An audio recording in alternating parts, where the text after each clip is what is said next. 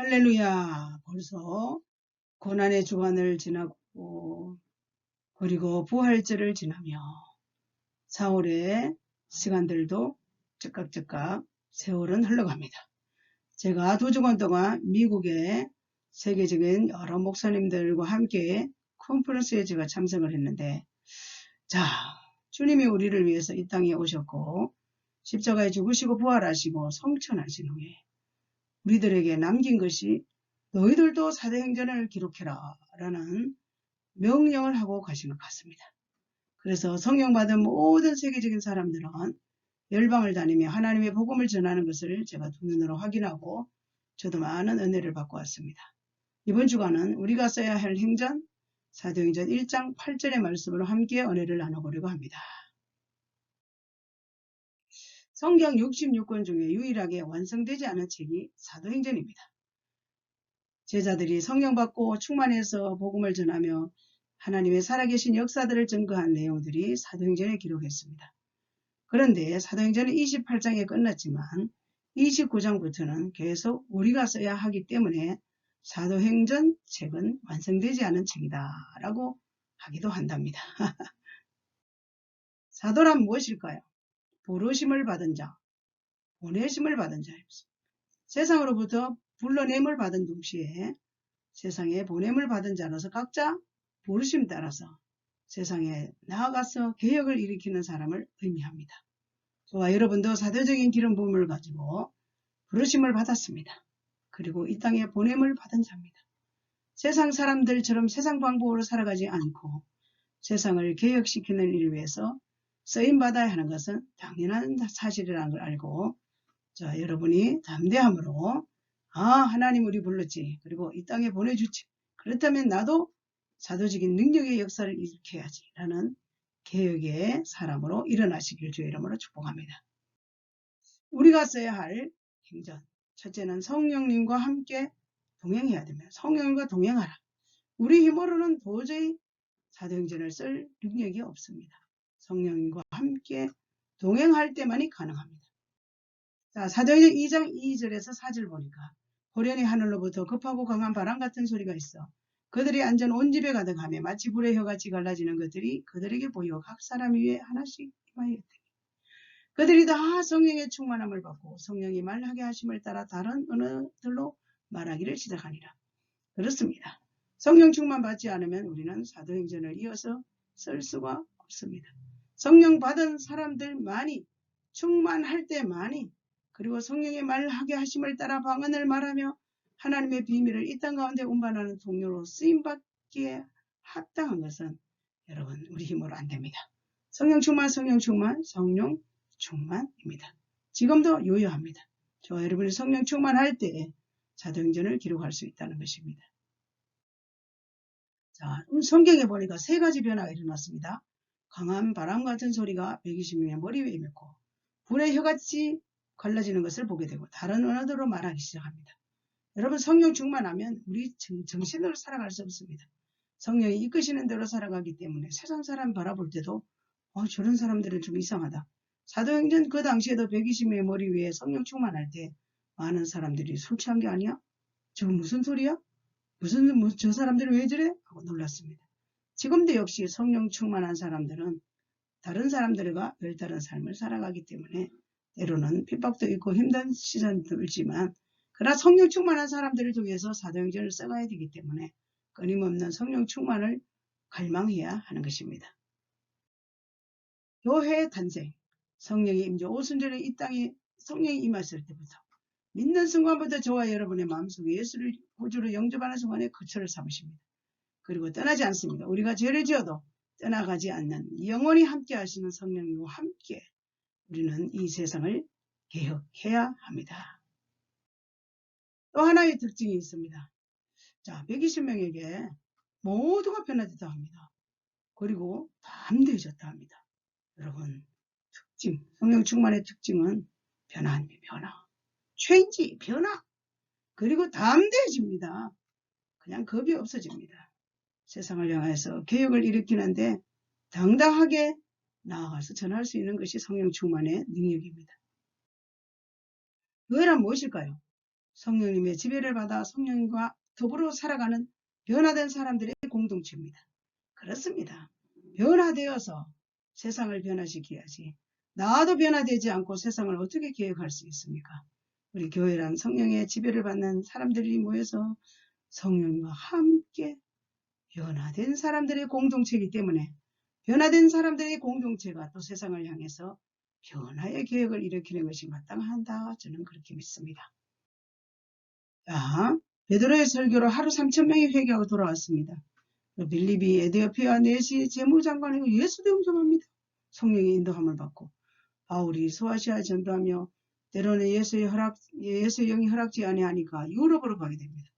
그리고 아나니아 삽비라 그 당시에 성령님을 고용할 때 거짓을 말하다가 교회가 정결케 되는 사람들이 두렵고 떨리는 마음으로 하나님이 살아계신다. 성령님께 거짓말하면 안 된다. 라는 개혁의 역사가 일어났다고 합니다.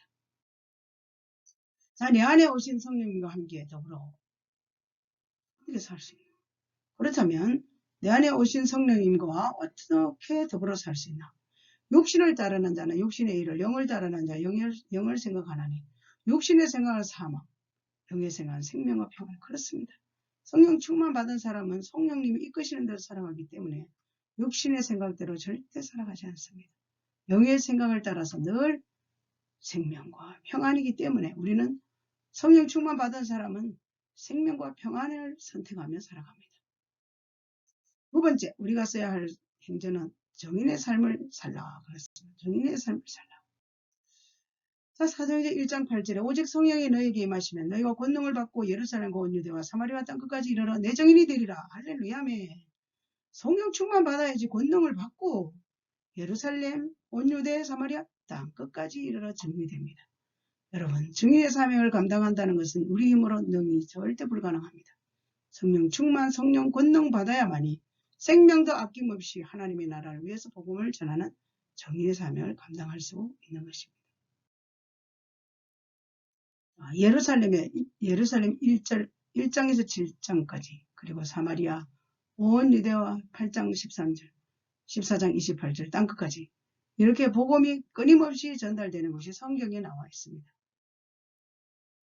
그렇다면 학자들 사도행전을 연대를 1장에서 28장까지 한 27년 기록되지 않았나, 33년에서 AD 60년까지 기록되지 않았나 이렇게 통계도 내본다고 합니다. 교회 생활이란 무엇인가? 성령이 임하시면 너희가 내 증인이 되리라. 교회를 아무리 수십년 예수 믿어 구원받은 은혜로 할렐루야 하면서 다녀도 성령의 충만함을 받지 않으면 정인의 사명을 감당할 수 없습니다. 전도할 수 없단 말입니다. 그때 얼마나 주님은 슬퍼하실까요? 네가 구원받았으니 너도 나가서 복음을 전해야 되는데 교회 생활은 열심히 하고 있지만 복음 전하는 일에 그리고 선교하는 일에 아무런 의미 없이 산다면 그것은 성령 충만 받은 자의 삶이 아닙니다. 그래서 교회 생활이란 무엇인가? 성령이 임하시면 너희가 내 증인이 된다. 우리 한 개인도 교회고 예배 드리는 곳은 예배당입니다. 우리가 늘 정인의 사명 앞에 최선을 다해서 살아야 한다는 그러한 간절한 갈망 가지고 성령 충만을 늘 구하고 하나님 앞에 받고 그리고 받은 자의 사명자는 그대로 또 정인의 사명을 향해서 전진할 수 있다는 것입니다. 세 번째, 우리가 써야 할 행전, 헌신의 삶을 살라. 그렇습니다. 우리 대가 지불이 없는 것이 없습니다. 정인의 사명을 감당하기 위해서는 대가 지불도 있거니와 우리가 써야 할 행전은 헌신의 삶을 살아갈 때 열매가 맺힙니다. 한 철학자는 인생은 촛불과 같아 그랬습니다. 우리의 인생도 매일 사라진다. 100평 아파트 살든 단칸방에 살든 다 들어간다. 하루 인생 다 들어간다. 없어진다. 촛불과 같아. 여러분 한 번씩 깊이 생각해 봅시다. 촛불을 켜놓으면 촛불이 그대로 있나요? 끊임없이 계속 타서 나중에 없어집니다. 우리 인생 역시도 100년을 살든 너무나 오래 살아서 120년을 살든 간에 언젠가는 사라집니다. 이 땅에 사는 날 동안에 넓은 집에 살든 좋은 옷을 입든 어떠한 환경, 처지, 명예, 권세가 있다 할지라도 그냥 다 들어가는 촛불과 같다는 것이 우리 인생입니다.